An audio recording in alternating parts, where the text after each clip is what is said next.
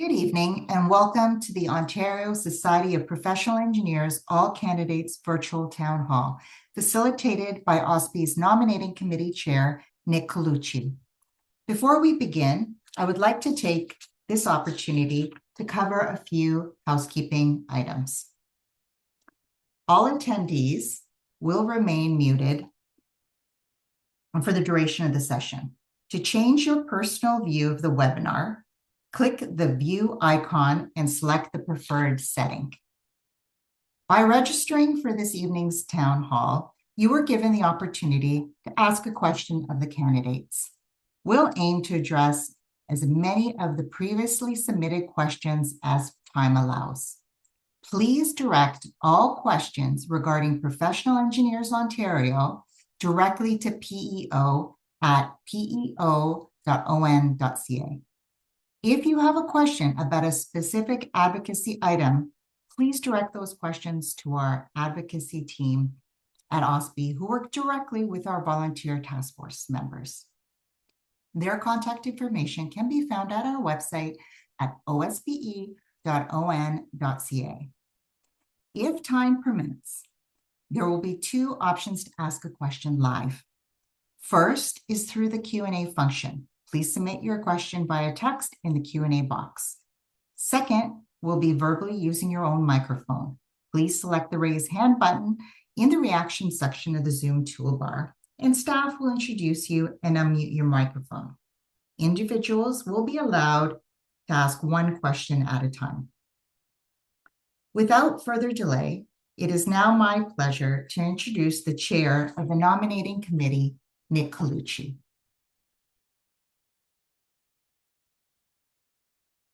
Thank you, Val, and good evening, everyone. And again, welcome to OSPI's All Candidates Town Hall. This is an opportunity for you, our members, to hear what your candidates' visions are for the association. I am coming to you virtually from my home in Wasaga Beach. The town of Wasaga Beach acknowledges it is located upon the traditional territory of the Ashaninka people and the Three Fires Confederacy. We also acknowledge that the people of the Wendat Nation also inhabited these lands. We acknowledge that these nations were sovereign nations existing before the arrival of settlers. We respect the spiritual interconnection among these nations to the land and to the water. We also acknowledge that waterways near us have a long history predating European arrival. Since time immemorial, waterways were the lifeblood of the indigenous people by trade and hunting routes. We are dedicated to inclusivity of First Nations, Inuit, and Métis people in our future stewardship of the land and the longest freshwater beach in the world. OSPI's elections are structured to ensure a turnover of 1/3 of our board members each year, and therefore there are 4 open positions for a 3-year term. We are pleased to welcome the following 6 candidates running for election: Veer Advani, Shelley Dietner, Fayashar Enuyan, Jonathan Hack, Megan James, and Josh Lilly.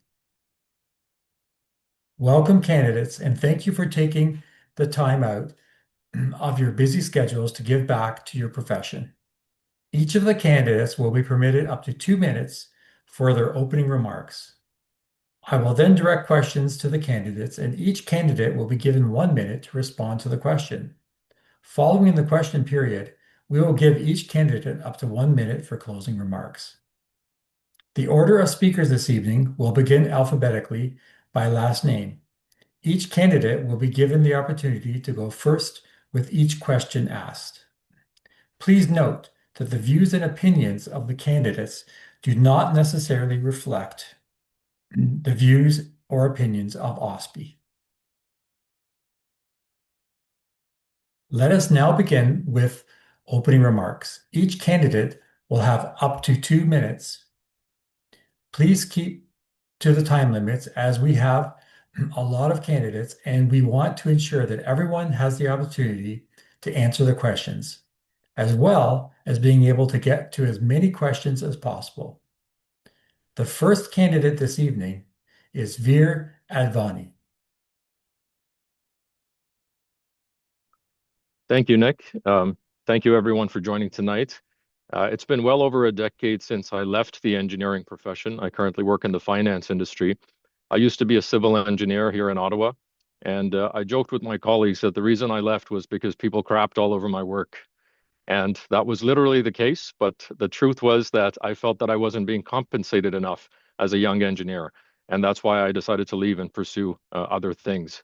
Um, Ironically, my PEng designation was really the key to opening up many doors and many opportunities for me.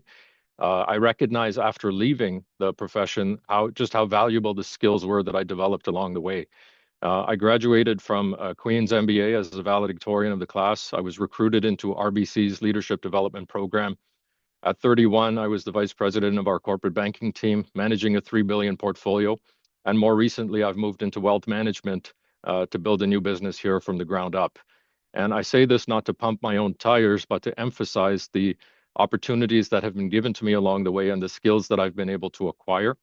And I think it's a good use of my time now to lend those skills to an organization like OSPI. OSPI is the group that is the voice of engineers. It's the voice of the profession that I attribute a lot of my success to. And now I'm in a unique position to be able to give something back to that profession. So that's why I'm here tonight. I appreciate everyone taking the time, and I'm looking forward to answering some questions. Thank you, Veer. Our next candidate is Shelley Dietner. Hi, everyone. I'm Shelley Dietner. I'm a professional engineer and a project director and senior environmental engineer at WSP. I'm honored to have this opportunity. I'm honored to have served on the OSPI board of directors in the past and pleased to have this opportunity to seek re-election to the board to be able to advocate for my profession once again. Volunteering at OSPI is important to me because as an engineer, I believe that I have an obligation to use my problem-solving skills to not only lead, unite, but to advance the engineering profession and to make it a more equitable, diverse, and inclusive place. And that's something that I've advocated for throughout my career. I bring past governance experience not only with OSPI, but having also served on the Ontario Professional Engineers Foundation for Education and locally with the Kitchener-Waterloo YWCA, where I worked in supportive housing, emergency shelter, and programs for women and children. Through these experiences, I've gained governance, strategic planning, and financial experience. And in addition to this, I have over 20 years of consulting engineering experience and project management experience to draw on. I look forward to hearing about everyone else today and taking your questions. Thank you. Thank you, Shelley. And next, we have Fayeshayor Enuyan. Welcome. Hello. Hi, everyone. My name is Faishaya Inuyin, and I am a chemical engineering graduate from McMaster University. I'm currently the founder and CEO of a technology company called Denobeeks Technologies, where we build intelligence tools for the hospitality industry. Before founding my company, I spent my career in technology across some of Canada's largest companies. I was at Geotap working on fleet intelligence, at Bell Canada on digital products, and at RBC in their technology division. And so I've seen engineering and technology from the corporate side, from the product side, and now from the founder side. Within OSPI, I sit on the Research and Innovation Task Force, where I've been contributing to how this organization thinks about whether it's emerging technologies and just in general impact on the profession. Earlier this month, I had the privilege of delivering an OSPI thought leadership on why engineers should actually build more community and not just products. The core message is simple. Community is not a side benefit of professional life, it's an infrastructure. And organizations like OSPI's have the opportunity to be the ones who actually build it very intentionally. Outside of OSPI, I'm very involved in the non-for-profit sector within my community. So I lead Rise in STEM, which is essentially a non-for-profit organization that is all about helping the marginalized community youth go more into STEM fields, a program that I've been very much involved in since, I want to say, as soon as I came out of my undergrad. I'm also helping out in the VC venture capital ecosystem with a girls community out of Harvard University. It's all about bringing more access to younger women to learn about venture capital. And this is something that I've been very much involved in for the last few years and something that I honestly just really enjoy doing, no matter how busy life gets. And now I want to really say something directly to the audience. I know that I'm younger. I know that most candidates here tonight are not like me were, earlier in their career. I'm a woman of color. And my path honestly doesn't look like the traditional board member's resume. And to be honest, it probably never will. I didn't come from a large engineering firm or spent 20 years in a single discipline. I've If built a you can wrap company. up now. Yeah, sorry. Yeah. Oh, thank you. I've built a company, I've shipped products, and I'm just super excited to be able to contribute to OSPI, to what the future would look like in this new era, all about representing the full engineering community, graduate students, and licensed professionals. Thank you. Thank you. And our next candidate is Jonathan Hack. Thank you, Nick. My name is Jonathan Hack, and I'm currently the Dean of Applied Research, Innovation, and Entrepreneurship at Centennial College in Toronto. I've been at Centennial College since 2019, and prior to that, I was active in the aerospace, automotive, and advanced manufacturing sectors, working in product development for General Motors for a number of years, and then working in aerospace for Bombardier in a research and development role for 9 years. I'm very proud to be an engineer. I think that engineers do amazing things to make society better in the design of new products, enhanced services, and efficiencies that make products cheaper, less expensive, and all of us benefit. But despite that, I think that engineers don't get the credit we deserve. I think that the public doesn't fully understand the value that engineers bring. Politicians don't consult enough with engineers on technical issues, and too few engineers are leaders in the public sector. I got my PEng as soon as I was able to. I've been practicing since that date, and I have extensive experience in automotive, aerospace, and advanced manufacturing sectors, as well as the post-secondary sector. I have a broad network of government contacts at all levels of government that can be used to advance OSPI's public policy goals. I was previously on the board of OSPI and was a former chair of the board when we were able to get the first Professional Engineers Day in Ontario. And that was a great opportunity to showcase the value that engineers bring to our government. I love the time that I've spent with OSPI, with PEO, with Engineers Canada. That being said, I think that there's more that I can do. I'm passionate about creating opportunities for engineers in government, in industry, and academia. Thank you so much. Thank you. Our next candidate is Megan Janes. Thanks, Nick, and good evening, everybody. Thank you so much for the opportunity to speak to you today.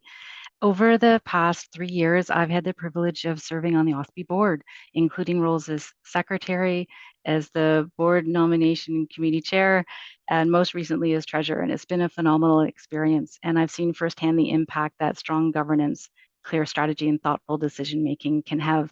It's so wonderful to hear all the other speakers and the pride we all have in the engineering field. I'm motivated to continue because OSPI is at a critical moment. We are early in implementing our 5-year strategic plan, and there's a significant opportunity ahead as engineers navigate rapid change from AI, global uncertainty, evolving infrastructure demands, and energy priorities. And I want to help ensure OSPI remains that strong, relevant, and trusted voice for engineers in Ontario. My background, my undergraduate degree in geotechnical engineering, and I practice as an environmental engineer, and I've over 30 years experience across industry, consulting, and the public sector. I currently serve as a principal in consulting and as the executive director of the Canadian Brownfields Network, a not-for-profit. Through that work and my broader board experience, I bring strengths in strategy, governance, stakeholder engagement, and building high-performance teams.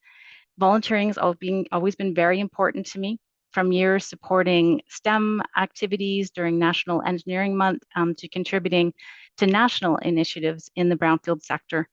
And engineers play a critical role in addressing some of our biggest challenges, and OSPI's got that essential role in assuring that engineers are not only part of the conversations, but helping to lead them. I'd welcome the opportunity to continue serving on the board and supporting implementation of our strategic plan and helping to advance the profession in a meaningful way. Thank you. Thank you. And our next speaker is Josh Lilly. Good evening. Thank you, Nick. My name's Josh Lilly. I'm based in Sudbury, Ontario. I work with Hatch Limited, currently as a global director of commissioning. I've been there for just about 25 years. I graduated from McMaster University with a degree in electrical engineering. Worked for a couple of years, then went back and pursued an MBA, and I've been working in the north, predominantly in mining and smelting related projects, both greenfield and brownfield. I, I look forward to the opportunity to be considered to support and be part of the board for the OSPE, particularly representing other members who are in the north. I think about, as a profession, we take pride in our ability to mentor new graduates and grow them into become professional engineers. And I look at the same as the opportunity to volunteer with OSPE and to help shape the organization and support the members. Myself, I bring a high degree of integrity and honesty and commitment to the organization. I also look forward to trying to volunteer in a manner that I can provide the best value that I can to whatever organization I'm a part of. In addition to working with Hatch, I'm also an independent director with Greater Sudbury Hydro. So I've had the opportunity to learn about a different sector, but still in the north, and hoping to bring that experience and expertise as well to be part of the board. So thank you very much for consideration. Thank you. We will now move on to the questions. You will each have 1 minute to respond to the question, and we'll be starting with Shelley. So the first question is, what is motivating you to join the OSPE board? Thanks, Nick. As mentioned, I've served on the OSPE board in the past, and I spent a lot of time throughout my career advocating for engineers. And I feel that OSPE is truly a place where I can have maximum impact in my advocacy efforts. I thoroughly enjoyed my time on the board, and it allowed me to hit some advocacy highs. As Jonathan mentioned, being present at the first PEng Day at Queen's Park, I was able to chair the Women in Engineering Advocacy Committee and take an annual conference from 30 people to over 800 people in a 3-year period, and represent OSPE as a 30 by 30 champion with Engineers Canada. And as mentioned, I feel that OSPE is a place where you can have maximum impact advocating for your profession and serving your profession. And I hope to continue to do that for all members of the engineering community across Ontario. Thank you. Thank you. So next we will have Thea.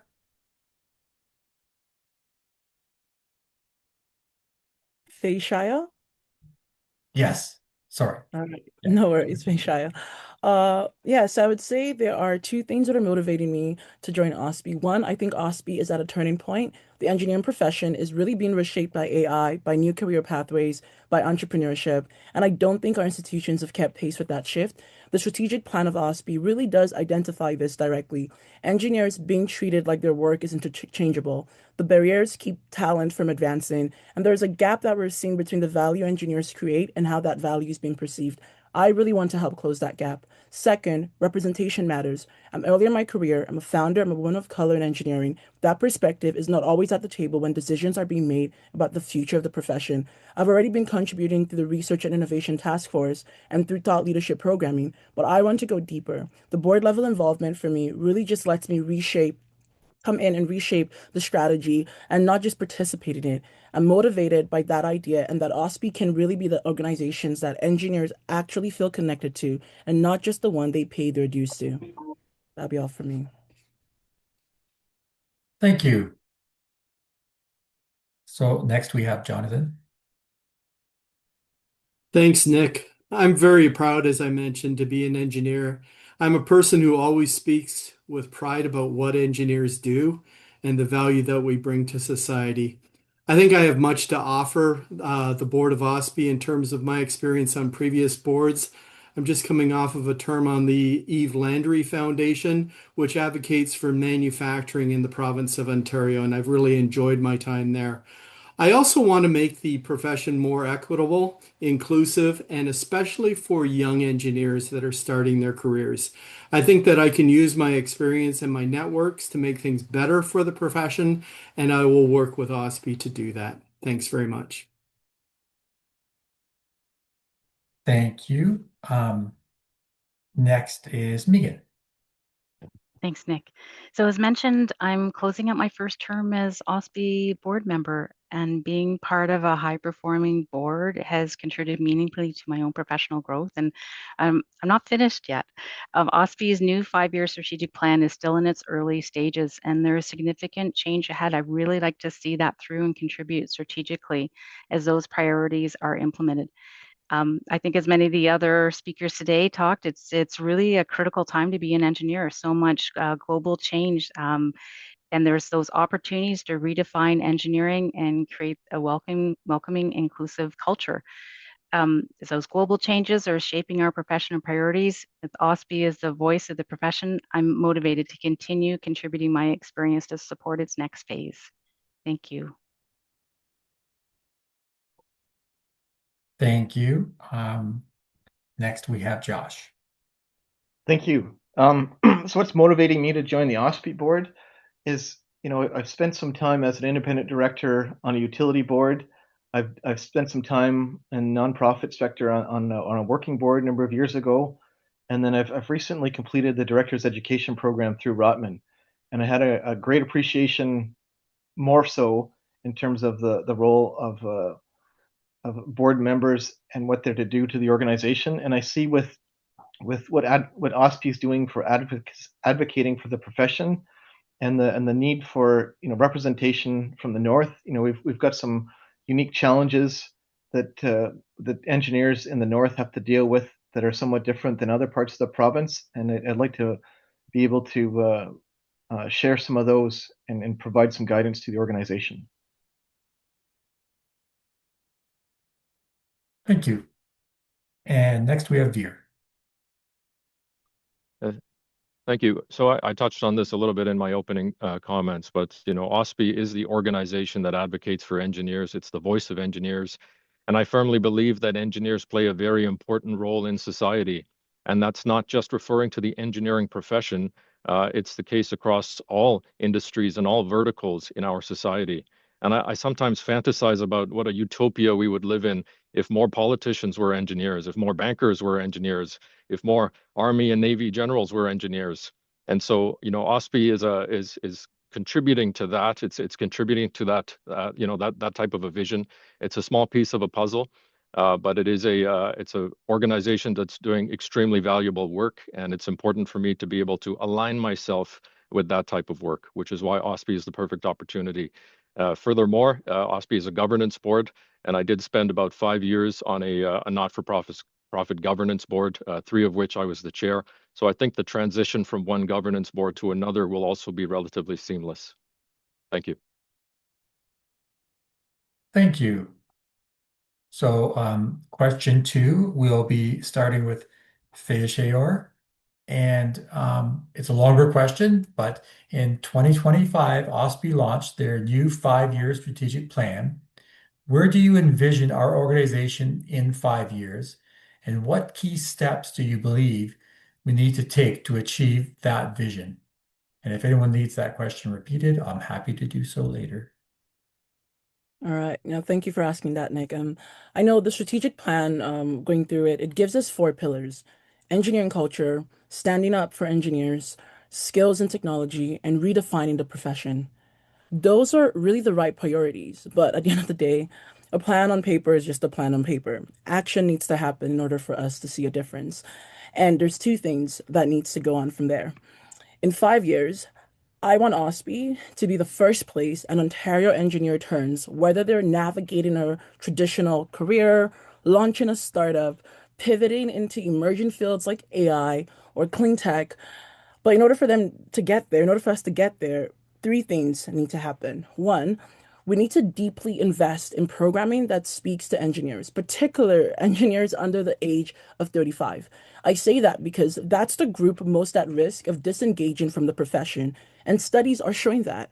Two, we need to position OSPI as a visible thought leader on the issues that matters, workforce readiness, AI policy, infrastructure, not just doing these things eternally, just within our engineering community, but in public discourse. Three, we need stronger community infrastructure. Engineers are isolated in their workplaces. OSPI should be that connective tissue. You don't just build the structure, you build the community that's around it.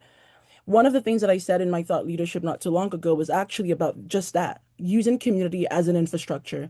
And I truly believe that if OSPI is able to do this, that would enable us to be in a better position to not only have that strategic plan on paper, but to be able to implement this over the next 5 years. Thank you. Thank you. Okay, next, Jonathan. Thanks, Nick. I absolutely love OSPI's new strategic plan. I love the 4 pillars. I think it is very comprehensive, creating a culture where engineering talent is valued, standing up for the rights of engineers, enhancing skills and the integration of new technologies, and redefining engineering in a new era. I just came back from the Eng Talks event at University of Waterloo. And in Waterloo with participation from Wattspeed. And I think we're at a transition point in engineering, particularly with the advent of AI. And I'm concerned about the integration of AI into engineering and how that's going to affect engineers in training in particular. And I look back on my career and I had lots of opportunities to learn from and be mentored by senior engineers and develop profound knowledge in manufacturing, advanced manufacturing type work. And I'm concerned about where that places us. And so I think OSPI can be the advocacy organization to strengthen from a position of knowledge in engineering in terms of what needs to be done for the profession. And I look forward to participating in that in concert with this well-articulated strategic plan. Thank you. Thank you. And next we have Megan. Thanks, Nick. I want the future that all of you are speaking about. More engineer, bankers, politicians, leaders, equity. In 5 years, I see OSPI as a trusted voice connecting engineering to policy. And that piece of the policy is really important to me, especially as it sort of ties into housing, infrastructure, and energy. I also see OSPI having raised the bar for the profession. I think we're all talking about this too, is making it more attractive, inclusive, and relevant to future and current engineers.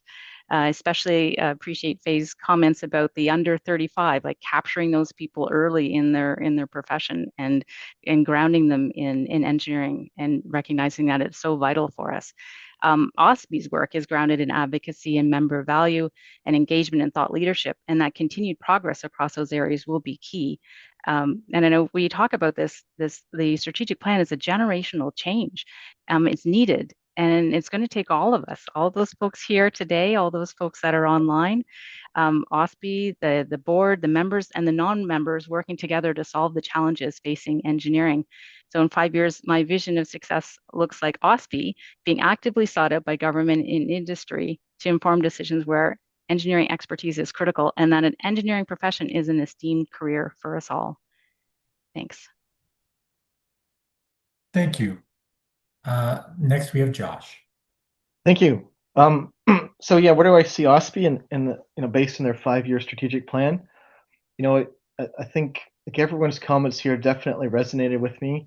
I look at the foundation of the plan, and I can see that the current board has really established a good vision for where the organization needs to go, and I think the next board here will need to strongly support the organization as we work towards achieving those goals and the vision, but also being ready to pivot. We're in an interesting time in society with high rates of change, probably quicker than we've seen before, and to be an organization that's well respected and recognized in the industry, we need to be flexible in that sense. So I see as a board, we work towards achieving the 5-year plan, but also taking time to assess periodically to understand, is there adjustments that need to be made to achieve the grander vision of what we want with the organization.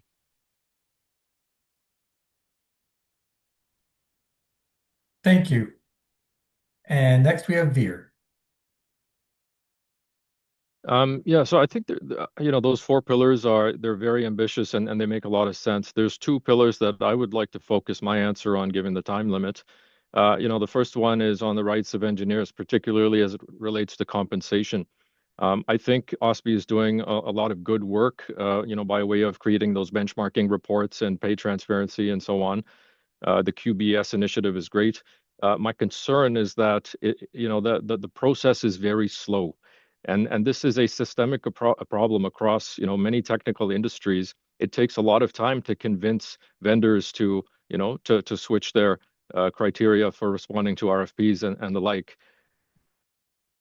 So I would offer that one thing that OSPI can do to accelerate this process is to do a bit of a paradigm shift on how they think about compensation. And that could be twofold. One is when it comes to employers, provide them with tools and resources to help them retain talent and attract more talent. There's things that can be done in that realm. And the second is, as an employee, provide them with tools and resources to manage and grow their personal wealth. So it kind of puts the onus on them, in addition to all the work that OSPI is doing to improve the odds of a better compensation amongst all the engineers. And on the subject of redefining engineering, I think it's absolutely imperative that engineers need to be positioned as leaders in all aspects of society. Many people, when they think of engineers, they think of the Dilbert cartoon, these nerds walking around in lab coats. That's not who we are. We have so much that we can contribute. And, I think putting a lot of emphasis on strengthening our position as leaders, and I think there would be a marketing initiative involved there, is a fantastic initiative that I'd love to get behind. Thank you. And now we have Shelley. Thank you. I was also at the Future of AI in Engineering event today in Waterloo. And from my perspective, I do see that the engineering community looks to OSPI to be the leader and the voice of the engineering profession. So I do see us being that leader in 2030. And I do see the diverging issues are coming to OSPI, and it's a time for us to step up and help to regulate and bring these issues forward. So, and how we're going to get there is like ensuring we engage and ensure buy-in from these key stakeholders across the province. We're going to need continuous monitoring to track and progress our progress against these goals that have been set in the strategic plan. And we need, as others have mentioned, adaptability to be able to pivot in this rapidly changing engineering environment. So continuous engagement with our stakeholders and members will be key to stay on top of these issues and continue to be the voice of all stakeholders in the engineering community in Ontario. Thank you. Thank you. So our third question will be answered by Jonathan first. So the question is, as a board member, you'd be a brand ambassador of OSPI. How would you personally encourage more people to join OSPI? And Jonathan, you're first. Thanks for the question, Nick. First of all, I regularly encourage people to join OSPI. I joined OSPI because I needed to network within a professional space, and I was a casualty of the mass layoffs in the automotive sector back in 2009. And the engagement that I had with a technical community like OSPI was just invaluable. But I also think we live in an increasingly complex world, and we need policy that is grounded in knowledge, in profound knowledge of technical issues. And OSPI delivers on that in spades. And so I'm really proud of the advocacy work that OSPI has done. And I regularly point to that when I encourage folks to join OSPI. The perks and the insurance are benefits as well, but they're not the core reasons for joining OSPI. The main reason to join is, for me, networking and policy development on technical issues. Thanks very much. Thank you. Wait, now I can't stop my alarm.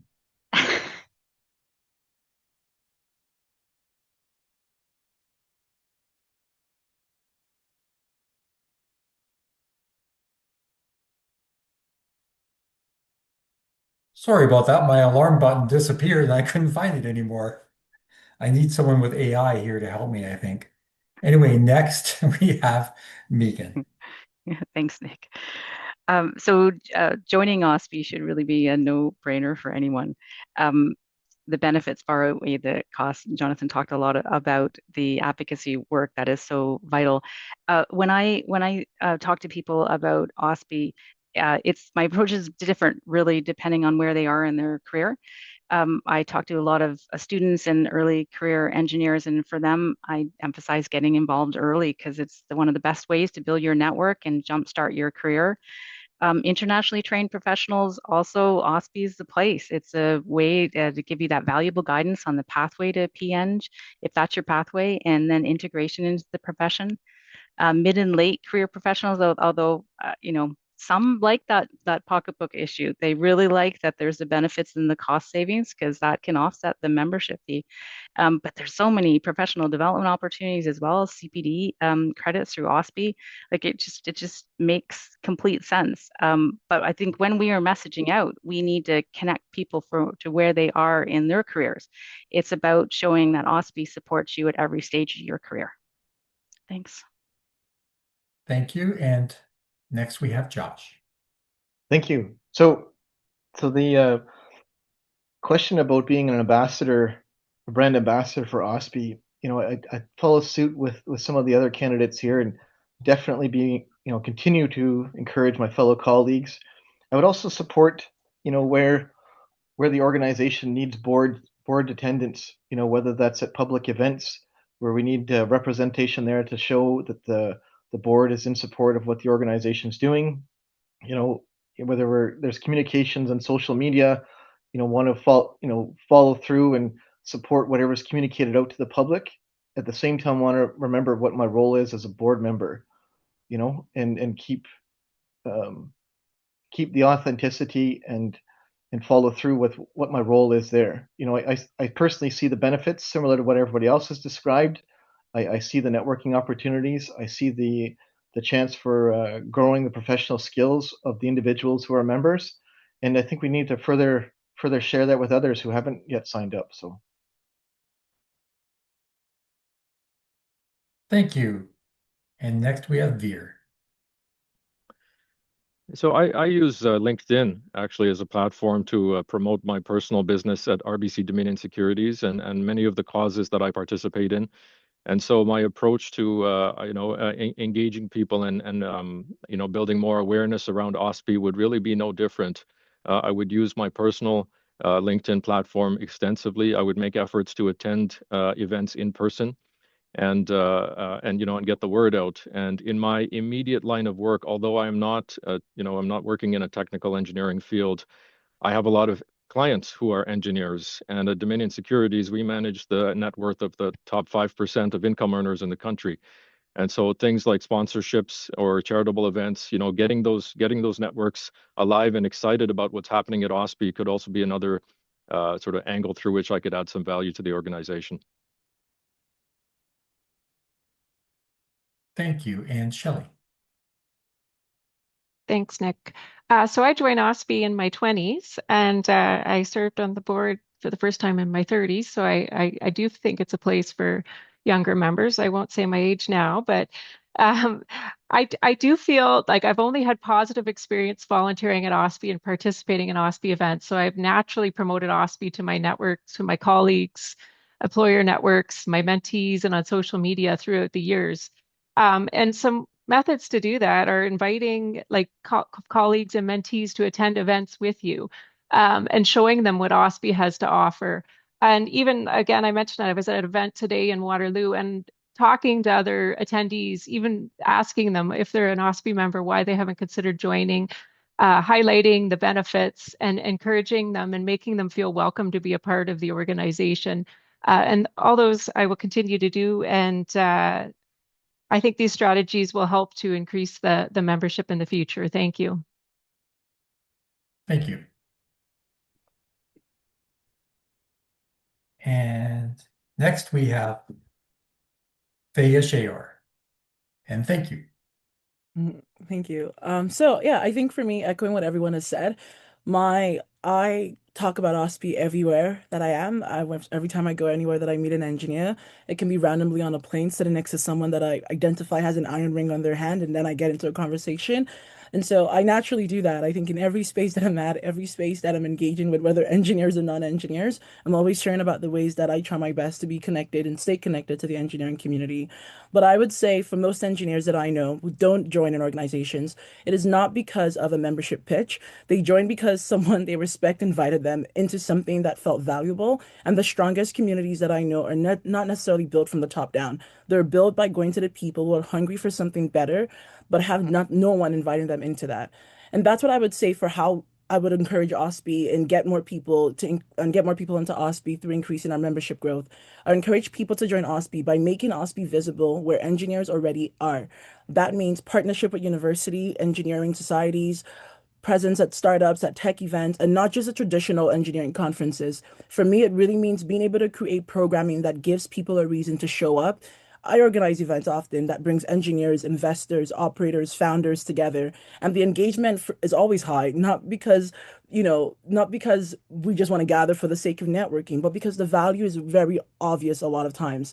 And so OSPI needs more of that energy. As a board member, I'll personally bring them in by being active and visible, speaking at events, and really connecting with early career engineers and showing them the benefits that OSPI has, that OSPI is a place where people like them belong and where they can also grow.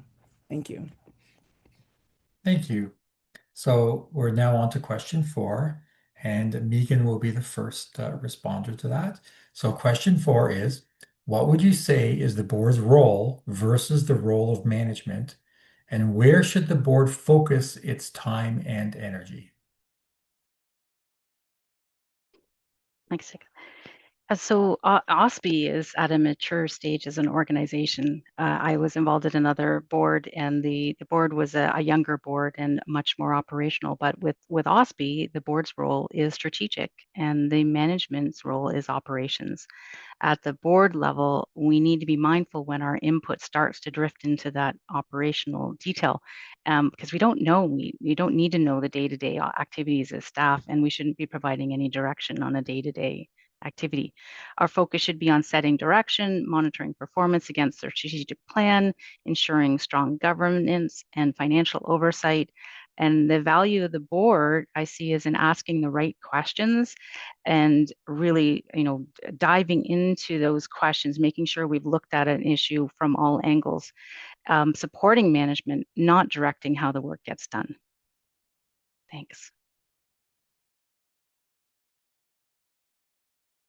Thank you. And next we have Josh. Thank you. So I'm going to steal a phrase that I heard in the director's education program. The phrase being as a board, it's noses in, fingers out. As a governance board, we're there to provide some oversight. It's a mature organization, so I'd anticipate that a lot of the policies and procedures and audits and frameworks are well in hand, and likely the board's focus will be supporting the management with the execution of the strategic plan and any decisions that they need that are going to drive the organization forward, as well as bringing forward sort of any experience from outside in industry. And that's where I see my role as a board member.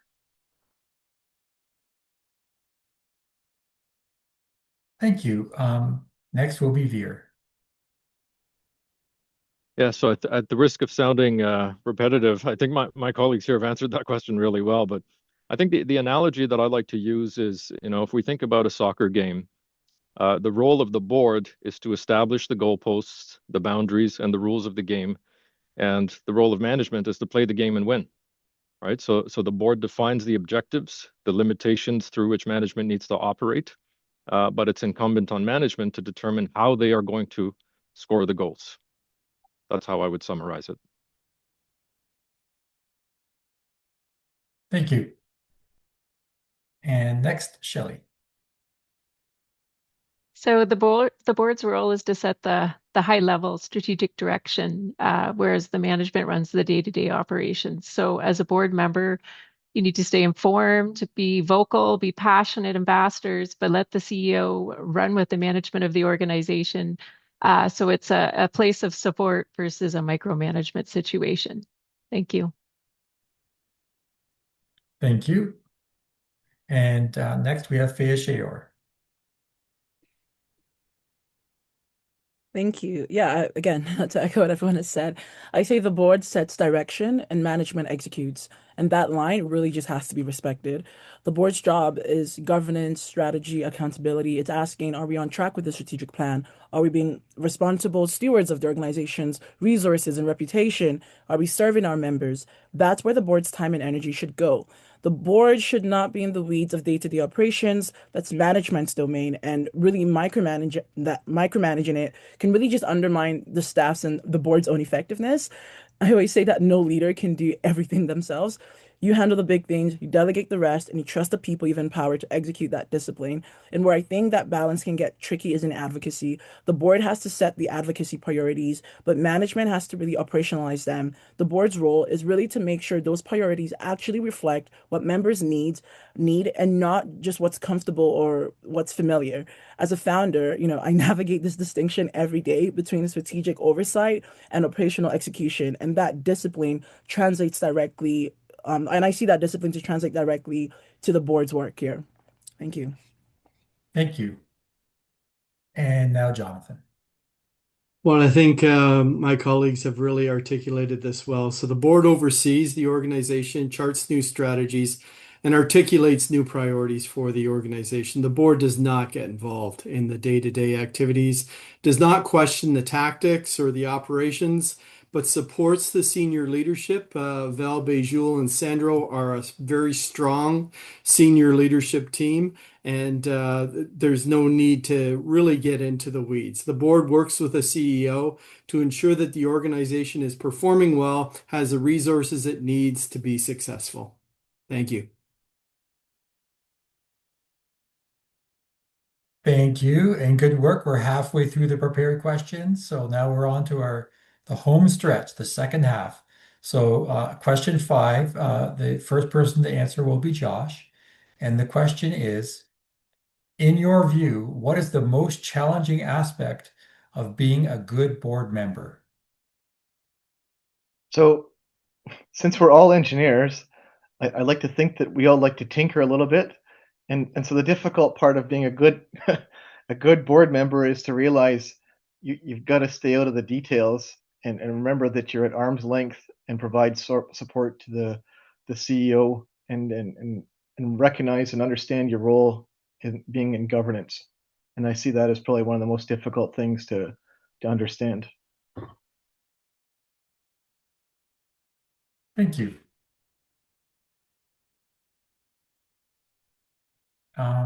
Next, we have Fear. Yeah, so I think just drawing on my previous experience, it's very important for a board member to strike a balance between being a team player, but also being a voice of dissent when it's appropriate to be a voice of dissent. The most challenging thing for a board is when everyone falls into an echo chamber and is just constantly agreeing with each other and rubber stamping all the policies and not really thinking about it because it's late and we're tired and we're doing this volunteer. It's easy to fall into that pattern. And so, the role of a board member is to review the policy and deliberate on the policy. And it requires speaking up for what you believe to be true, but also recognizing that when the board is moving in a certain direction, you either have to be a team player or perhaps you're not well suited to serve on the board. So striking that balance, it's a bit of an art, and it's always a challenging thing to do, in my opinion. Thank you. And next is Shelley. As a board member, it's important to be able to keep an open mind, actively listen to your other board members, engage in respectful debates, and as others have mentioned, be able to speak up and ask those tough questions, be able to rock the boat during board meetings. I love the quote that somebody else gave, the nose is in, fingers out. So that's the other part of it. As we discussed, we're all very passionate about engineering, so it's difficult to keep yourself at that distance at some point, but having the emotional intelligence of when to speak up and when to stay out is a key aspect and a challenging aspect of being a good board member. Thank you. And next we have Faya Shayor. Thank you. Yeah, again, similar to what everyone has said, I would say it's two things really. It's discipline and it's honesty. The strategic plan itself, it covers four pillars, and it seems those are pillars seems to be designed to work in a cycle, right? And I find that it's really easy to gravitate towards topics at times, especially in a board member position where you really care about it. And so it's easy to get pulled into the operational details because that feels really tangible. But the hard part is consistently asking, is this board level conversation? Are we making decisions that serve all members and not just the ones who are loudest or the ones that are most familiar? And I think a good board members holds themselves accountable to the full picture and not just holding themselves to their favorite piece of it. And the second aspect of honesty, I always say a good board member, you have to be willing to ask the tough questions, push back on ideas that really don't hold up. And sometimes you have to be the dissenting voice in the room.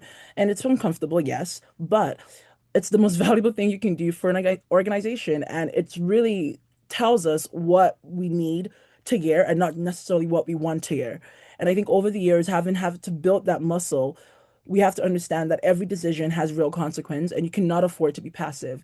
And so being able to bring in discipline and honesty, I think it can be hard, but it's exactly what is needed to be a good board member. Thank you.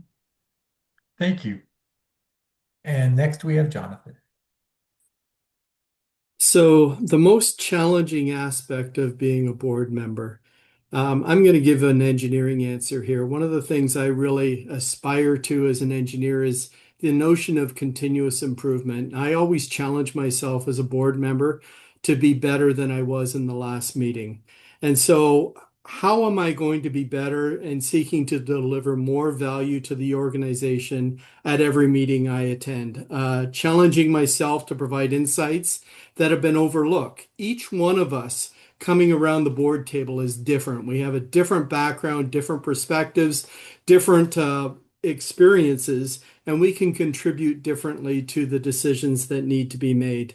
I love the idea of profound knowledge. I think all of us as engineers bring a certain profound knowledge to discussions, and I aim to bring that to the board table to contribute where I can. Thanks.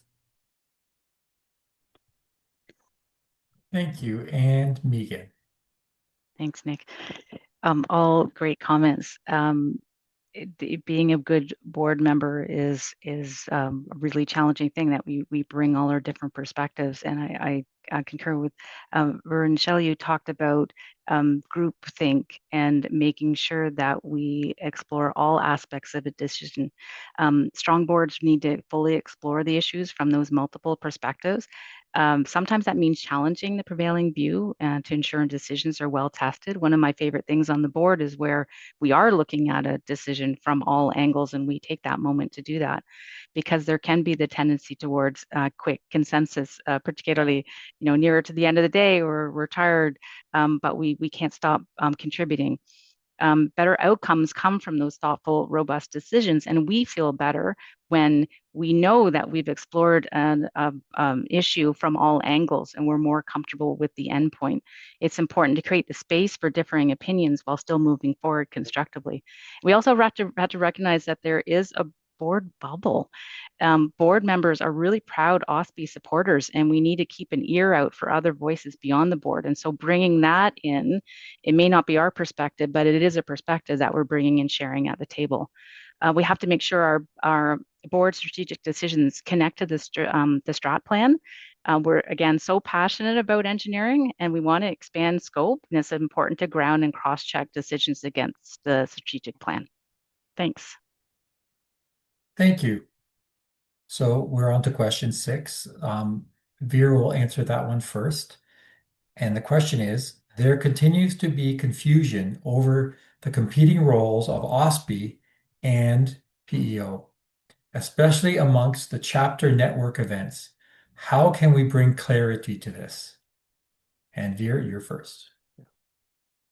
So this is actually a very challenging question for me to answer because I've been removed from the industry for many years. So, my perspective is just from an outsider. And when I just look at it from an outsider's perspective, it's crystal clear to me the distinction between PEO and OSPI. One regulates and one advocates. So I think I'd have to, spend some more time speaking with the folks who have more insight into, what's causing this discrepancy between the two roles. Because to me, it's, one of them deals with everything licensing related, and the other one deals with influencing public policy and, promoting the value of engineering to society. But that's a very high level sort of observation on what the roles are. The devil's always in the details. It's not a question that I could adequately answer at this juncture. Thank you. And next we have Shelley. Thanks, Nick. So the chapter system has been in place for a very, very long time.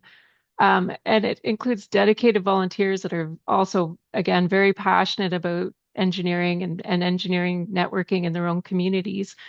So continuing education, both at the PEO council level and the PEO chapter levels regarding the roles is necessary. Again, that PEO's mandate is to regulate and advance the practice of engineering and to protect public interest, where OSPE is the voice of Ontario's engineering profession and advocates for all engineers within the engineering community. So continuing to educate on all levels of these differing roles.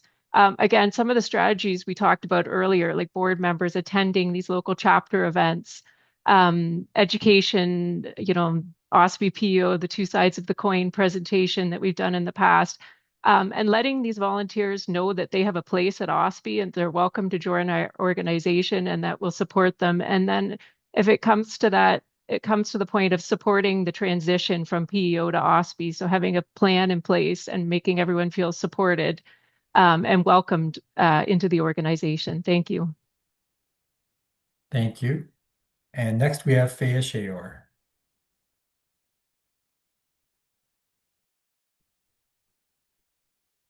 Thank you. I would say the strategic plan itself addresses this directly, right? It says OSPE's role is to encourage and enhance PEO's singular role as a regulator. And that's the line. The PEO regulates, OSPE advocates. And that's a clear distinction on paper. But at the chapter level, where I think a lot of the engineers are usually interacting at these organizations, the lines can be a bit blurred, and that might be where the confusion is coming from. We're having the same people often show up at both, and when the lines get blurred, the members get confused, and the confusion itself might erode trust. And this happens, like anytime two entities serve the same people in different capacities, role clarity becomes everything, especially when those roles bleed into each other, things might fall apart. And I think, similar to what Vera said, I think the fix first starts with actually having discovery, really understanding what is causing that. Because I understand that as someone who graduated, got my chemical engineering degree, joined OSPE, I understood, like took my PEO exam, like I understood that very clearly. And I would say after doing the discovery, then it's now really for OSPE to really go in and look at all our touch points and really make sure that our message is being clarified. So look at our events, our emails, our chapter programming, all of that should really be enforcing what we do and what we don't do. And we advocate for engineers, we don't regulate them. And beyond messaging, I think we need to coordinate more intentionally with PEO at the chapter level. So events are really clearly branded and scoped. I think joint things can work, but only if the roles are defined upfront. Engineers shouldn't have to figure out which organization is doing what. That should be very obvious. And I think OSPE is doing a good job of that based on just my own experience. But I think as we're still having confusion around this, I think the first step we need to do is actually do a root cause analysis and really figure out exactly where is going on, where is our messaging failing, and where are things breaking apart. Thank you. Thank you. And next we have Jonathan.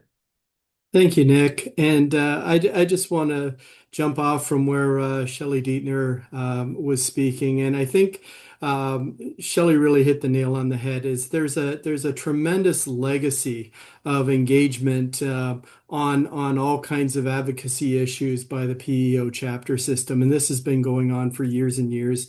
And I think it's been some different types of motivations, but the people that are doing it are really enthused about being engineers and wanting to contribute to the profession. And so I think a lot of progress has been made, I would say, over the last 5 years in particular. And each organization is very honed in on what their core mandate is, OSPE for advocacy, PEO being the regulator. And I've seen real progress with PEO. and really adhering to that mandate over the last 5 years in particular, I would say. One of the things I would like both organizations to do is come together and look at a vision for what we want engineering to be in Canada, in Ontario going forward. And that's a way that I think we can work together in a complementary fashion, each with their own strengths. Thanks so much. Thank you. And next we have Megan. Hey, thanks, Nick. I think I'll reiterate what others have already said is that the OSPE is the advocacy body and voice for engineers, and PEO is the regulatory body. So I think we've all mentioned the same thing. That's pretty clear at a high level, but in practice at the chapter level, that the role is really fuzzy. Chapters are not exclusively providing a regulatory function, and there was a 2019 report on PEO that recommended PEO should redirect its financial support for the chapters to its core regulatory functions and activities. So that's been out there since 2019. I know chapters do so much more, and Jonathan, you talked a lot about that as well. They really play a vital role in building community and engagement, and capturing that attention on the profession, and that should absolutely continue. From my own experience, I've seen the value of chapters firsthand. I think, Faye, you'd mentioned getting board members out to chapters. I was invited to speak at the York chapter a year ago, I think, on women in engineering. And it was such a rewarding experience to meet so many engineers and hear their stories.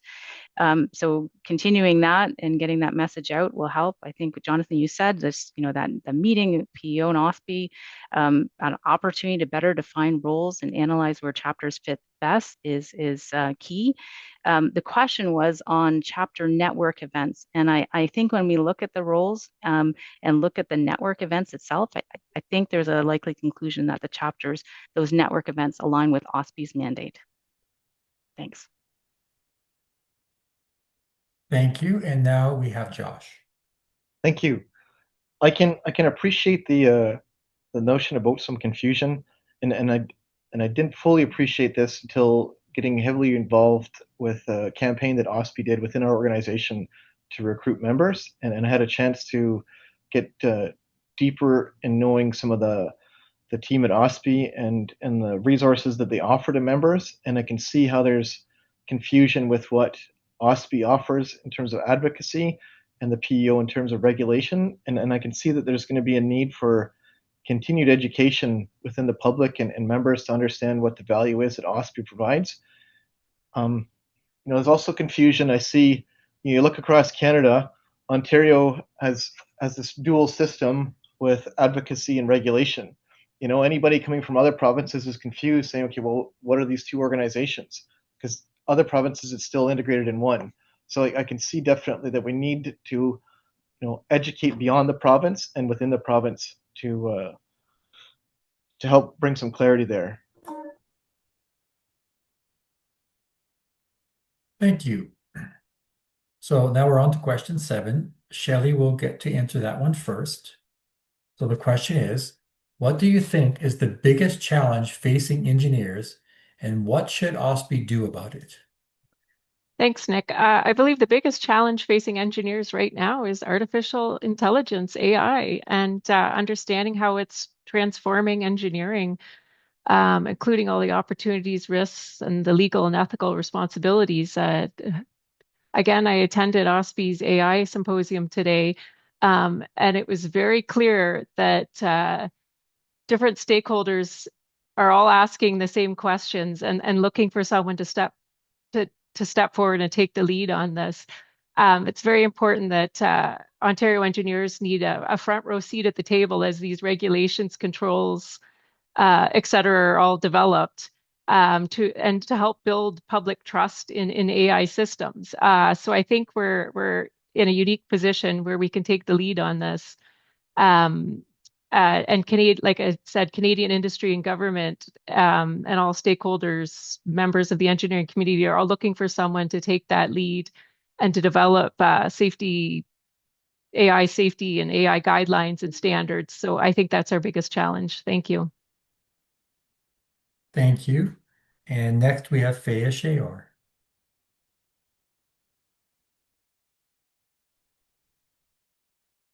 Yeah, so definitely AI has come in. But I would say what AI is doing, and just in general, what is going on in society today is that engineers are really being treated like their work is interchangeable. It's almost like, oh, it's the cheapest option. Like the cheapest option is the best option. And that's what I see. That's what I see. And I think what we see as well happening while the work itself is getting more complex and more interdisciplinary and more critical to the economy, we're not being treated like that value. We're not being treated with the value that we bring. I think we've all lived this. I think we see it often where oftentimes engineers are highly capable, but they're undervalued. I think Verivan spoke about earlier about compensation. You know, it's beyond that. It's engineers have the skills, they have the training, they have the results. But with this new era that we're in, it almost feels like more and more engineers are being treated like the cheapest option is the best option. And on top of that, I think career pathways are really no longer linear. Many engineers are moving into product management, entrepreneurship, finance, consulting, policy, and those paths don't always feel supported by traditional engineering institutions. The biggest challenge is making sure engineers feel equipped and empowered to lead in this new environment and not just execute. And I think OSPI's role here is to close that gap. Salary benchmarking, pay transparency, and positioning engineers as leaders and not just technical resources. You know, I took a non-traditional path myself. And it's a path that, you know, I foresee myself taking, you know, for the foreseeable future for now. I went from chemical engineering to product management into technology. And I want OSPI to be that organization that says that's still engineering leadership and it still deserves recognition and fair compensation.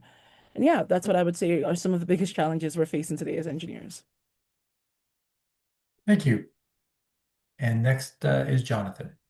Thanks, Nick. And similar to what I've said previously, I think AI is the major disruptor and major concern that I have for engineering going forward. And I'm not anti-AI, but the way I see things is that I had the opportunity in my career to learn from senior engineers, to be mentored, and to look at the interconnectivity of different issues. And as you gain more and more experience, you have greater knowledge and are able to do the trade-offs that are needed to make more and more complex decisions. What I'm seeing with AI is it's a tool that helps with cost reduction, with productivity and enhancement, and companies in the private sector are using that to reduce costs and expecting more throughput out of that. And there's no opportunity for that EIT to receive the training that they need to progress in their career. And so I'm very concerned about this fissure that I see between graduation and becoming a seasoned engineer without that level of experience and looking at complex issues and the interconnectivity of those issues. Thanks so much. Thank you. And next is Megan. It's been two for AI so far, and then Faye for more the engineering talent side. And I'm with Faye. I think I feel that Ontario has an amazing engineering talent pool, but we have a reputational challenge. We need to better position engineering as an attractive, impactful, and inclusive profession, and drawing people in and supporting them throughout their career. Better highlighting engineering accomplishments. We don't celebrate enough. We don't celebrate the role engineers play in solving major challenges and recognizing engineers' leadership. I talk with a lot of our early career professionals, and they are fully embracing AI. I have faith that they are seeing it as an opportunity, not as a challenge for them. I'm hoping that comes through in the years ahead. For that recognition of engineers as leaders, OSPI leads in this area through advocacy and engagement and promoting the profession and making sure engineers are included in leading key decisions. That's where that 5-year strategic plan comes in. It sets in motion a long-term approach and provides a strong foundation to do exactly that, changing our reputation and making it an attractive career in a profession. Thanks. Thank you. And next we have Josh. Thank you. So similar to what the other colleagues have mentioned here, I see we're in such a challenging time globally with so much change happening, whether it's AI, electrification, how we do work, like what the workforce is going to look like. Everything is changing rapidly, and I think for OSPI, we need to be positioned to be leaders. We need to be able to be at the forefront of the table. If regulators are looking to make changes, OSPI needs to be there to provide guidance. With respect to members, I see it as a great opportunity, through some of their programs to share knowledge internally with all the members to keep everyone abreast. I look at what new graduates are learning now versus those of us who've been in the industry for a while. There's significant changes that have been going on in terms of learning styles and what's happening. And collectively as a profession, we need to leverage all that. So these are some of the challenges that I see that are forthcoming to OSPI. Thank you. And next is Veer. Yeah, so I think that again, I touched on this in my opening comments, but I think that for the amount of education and training that engineers have to undergo, the compensation that they receive is not commensurate with the level of liability that they have to take on. It's egregious, and particularly at the EIT level where you have younger engineers. At the later stages, engineers who are able to kind of hold on, they do just fine at the later stages, but it's really in those initial years of being an EIT and a young engineer where compensation is a problem. And so, it causes atrophy. I'm sure there's many great engineers out there who just didn't see it through to the end because they found other opportunities that offered better compensation with less liability, and they moved into those fields. So, the whole industry suffers when that happens, when you don't have fair compensation to begin with. And I think solving this problem should be a key area of focus, as it is. I mean, it's one of those pillars of OSPI. And then, to add to what Megan was saying, elevating the profession, it kind of ties back into compensation, because if you can make the P-Eng designation a sought-after designation for all industries, it's going to increase the demand for engineers. And all else being equal, when you have more demand, the salaries will just rise up by themselves, right? Because there's a limited pool to begin with, and it will have secondary and tertiary effects, encouraging more students to get into engineering, to graduate with engineering, and to see it through to get their P-Eng license. So it all sort of fits together as one. Thank you. So we're now on to question 8, and the first person to answer that will be Faya Shayar. And the question is, are you in favor of more nuclear power stations in Ontario? And over to you, Faya Shayar. Thank you. I want to say yes, but with some context around it. About 60% of Ontario's electricity is coming from nuclear. Bruce and Darlington are really the backbones of the province power grid. With population growth, electrification of transportation, and just increasing energy demand, Ontario is going to need more clean, reliable baseload power. Nuclear delivers that at scale. As someone with a chemical engineering training, I understand the thermodynamics, the process systems, and really the safety frameworks involved. This is not unfamiliar territory for me. But a responsible yes for me comes with conditions. Workforce planning, because we don't currently have enough skilled workers to deliver on all the nuclear projects being proposed. Waste management, because we spend fuel requires long-term storage solutions, community engagement, because oftentimes these projects affect real communities, and grid planning, because nuclear needs to fit into a diversified energy strategy alongside renewables. The strategic plan at OSPI says OSPI should position engineers as leaders who bring evidence-based thinking to society's biggest challenges. And I believe that energy is one of those challenges. OSPI should be leading the informed, rigorous conversation and not just taking a position, but educating the public and advising policymakers with the depth that only engineers can really bring. Thank you. Thank you. And next we have Jonathan.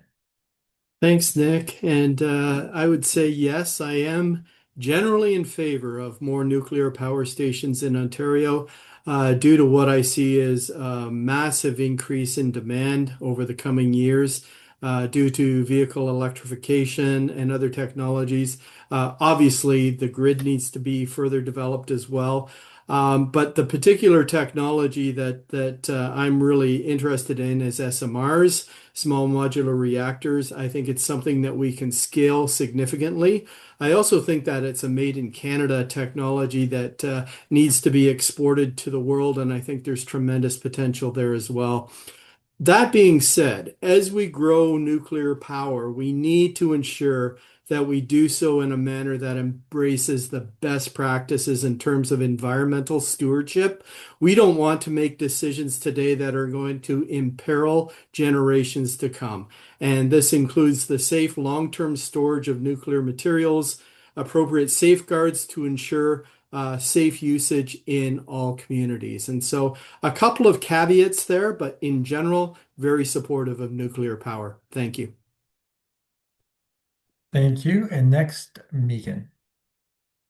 Yeah, I'm with Jonathan and Faye there. And also, like Jonathan said, small modular reactors. I'm really interested in Canada's leadership in SMRs and seeing that like a great export and a way to build our engineering resilience and our strengths. I'm not an energy specialist. I've always felt that a diversity in energy sources makes our system more resilient. So nuclear is a part of that. Renewables are a part of that. So having that low carbon source of electricity is really key. We're really fortunate in Ontario to be able to offer that to industries that are looking for the low carbon source of electricity.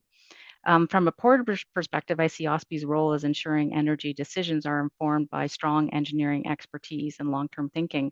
I think like both the previous speakers mentioned, and OSPI's Energy Task Force continues to take a leadership role in this process. Thanks. Thank you. And Josh, you're next.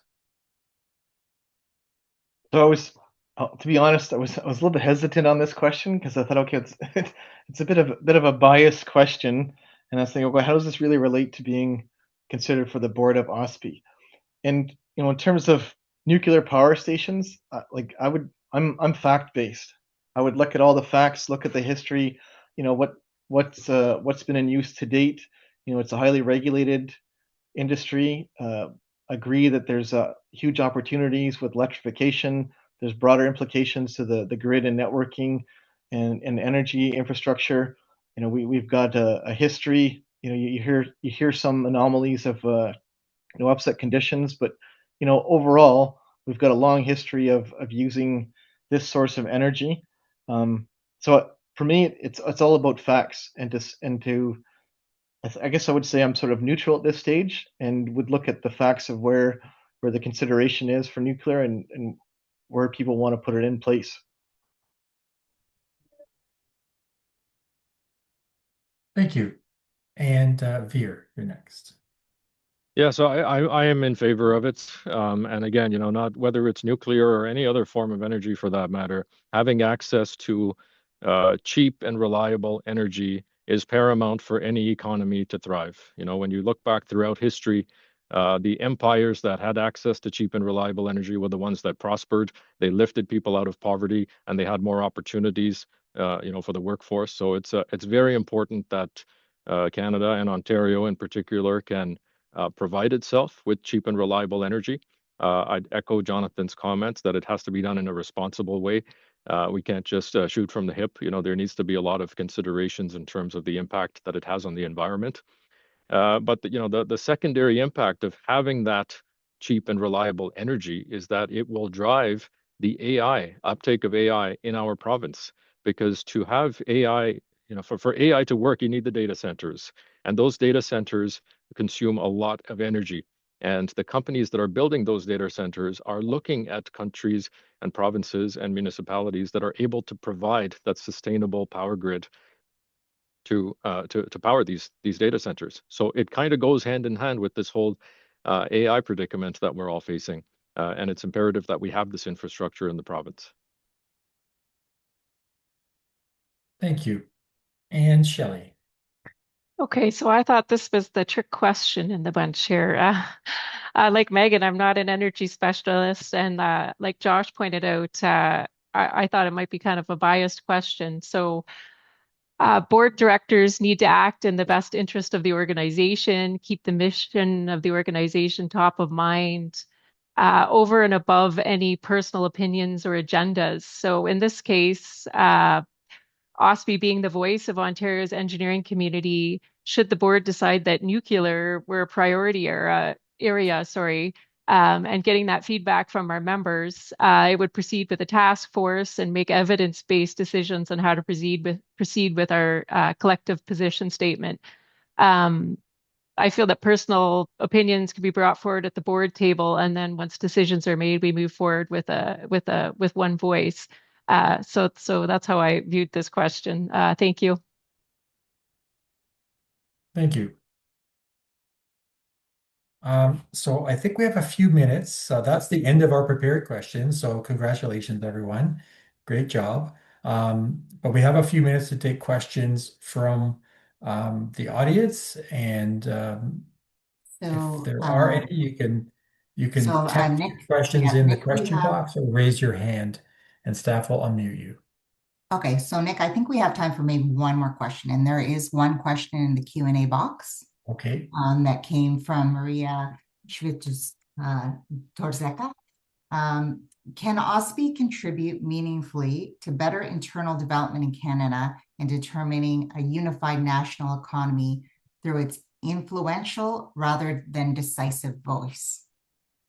Do you want me to read that one more time? What she's trying to say is, even though the OSPI doesn't make the laws and decisions, can it still play an important role in shaping, Canada's internal development and helping unify the economy through its influence?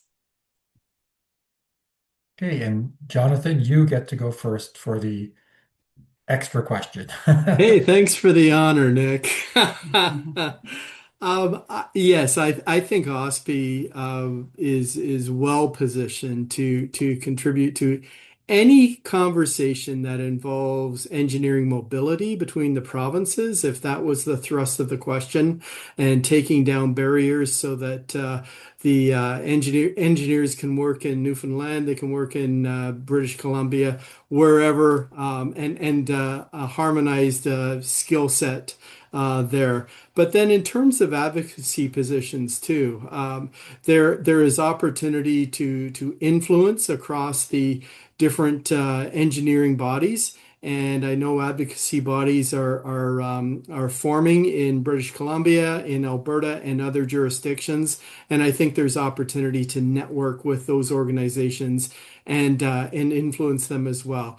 I also think the Ontario government, being the largest government, municipal government provincial government in Canada, has tremendous pull. And OSPI regularly meets with members of the Ontario government, ministers, and they can influence policy that way as well. So I think there's a number of aspects, and OSPI should never shy away from being that trusted advocate with government. Thanks.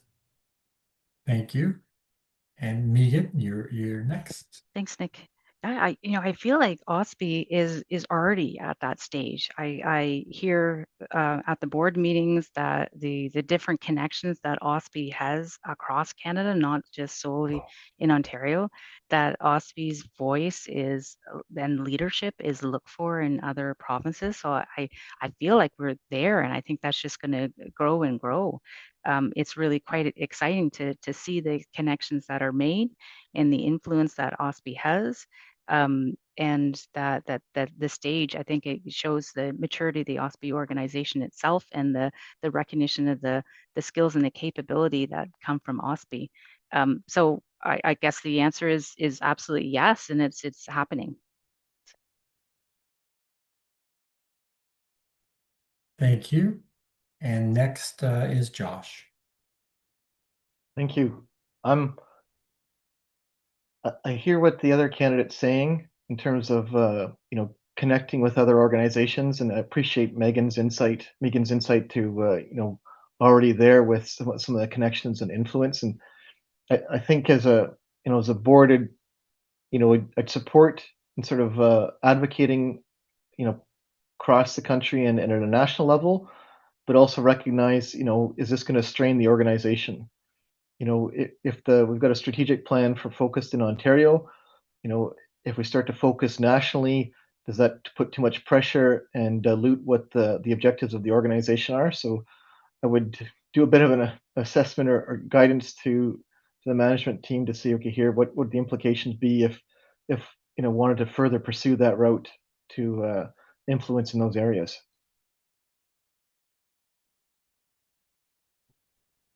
Thank you.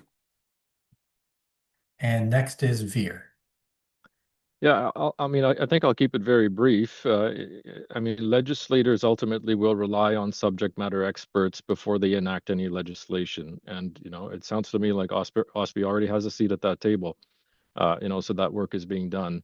I think Josh raised a great point. Are we diluting our efforts by focusing at things on a national level? I can tell you this, for the securities industry, there are provincial regulators, but then there is a national body that is responsible for coordinating things amongst the provincial regulators.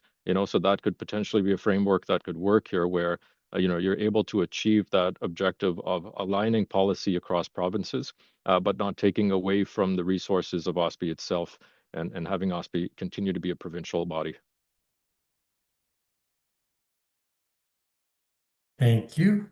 And Shelley is next.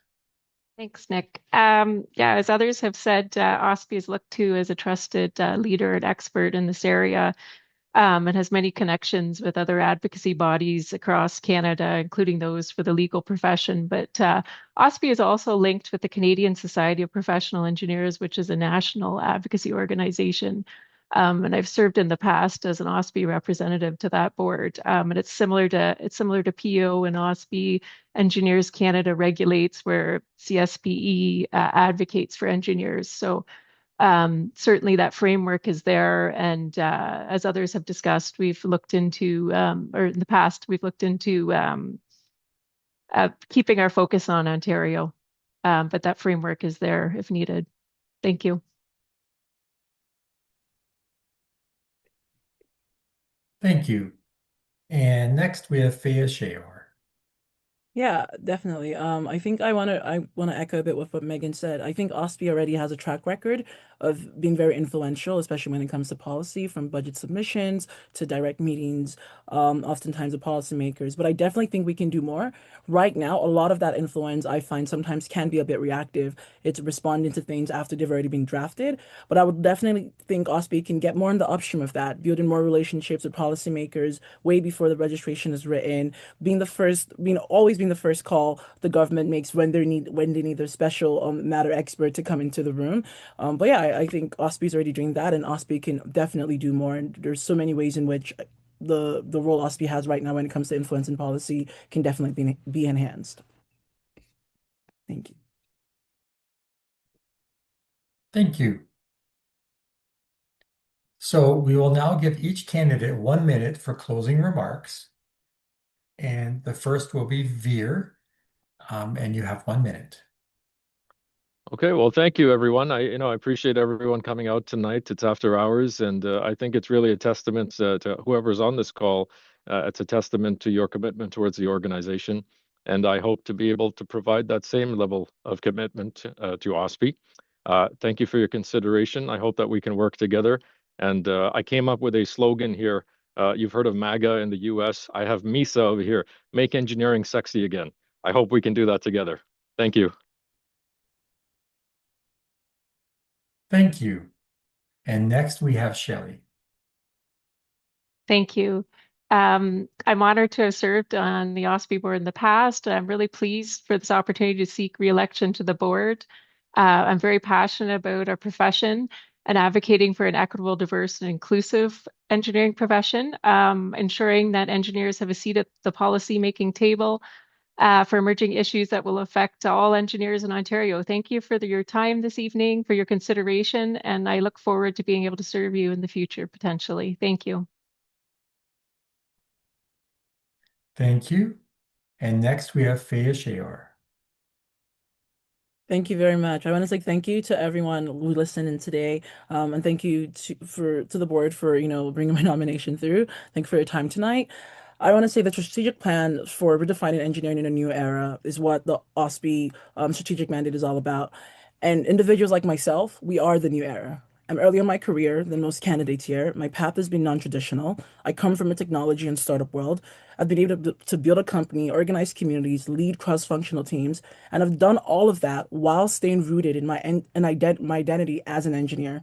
Every single thing I've done, whether it's building, AI powered technology or leading STEM initiative, it always starts with an engineering mindset.